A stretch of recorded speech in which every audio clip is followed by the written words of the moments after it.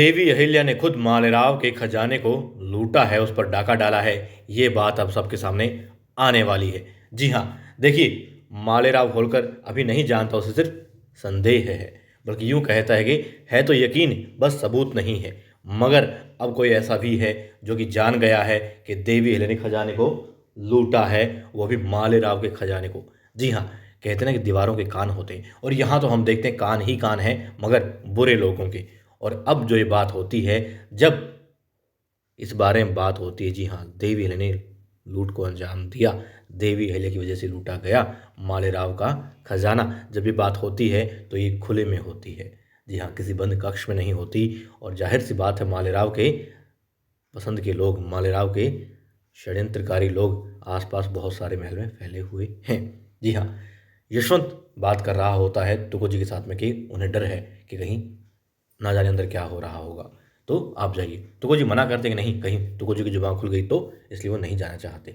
मगर अब यशवंत अकेले होते हैं, पीछे पलट कर देखते हैं तो क्या देखते हैं, उनकी पत्नी मुक्ता होती है। वो कहती है, आप बताइए क्या कोई संबंध है इस लूट से और देवी अहिल्या का? कहते नहीं, कुछ भी नहीं, नहीं हम उससे कुछ छुपा रहे हैं, आप मुझे अपनी पत्नी मानते ही नहीं। माँ को अपना दोस्त मानती हूँ, अपना सब कुछ मानती हूँ, मगर आप मुझे नहीं मानते। आप में और दादा में कोई फ़र्क ही नहीं है। वो कहती है, आप में यशवंत और मालेराव में कोई फ़र्क नहीं है।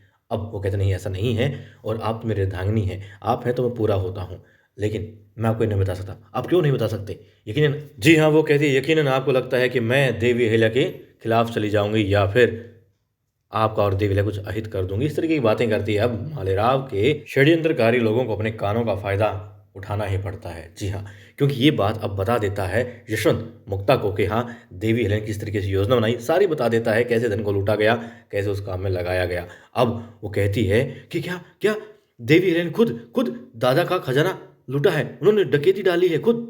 अब वो कहते संभालो अपने आप को, ये बात यदि बाहर चली गई तो बात तो बाहर चली जा चुकी है, गई बात तो बाहर।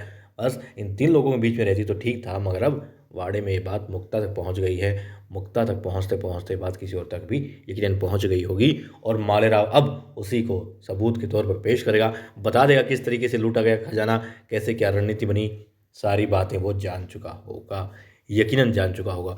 वरना कोई औचित्य ही नहीं बनता यहाँ पर मुक्ता का ये बात पूछने का और यशवंत का ये बात बताने का।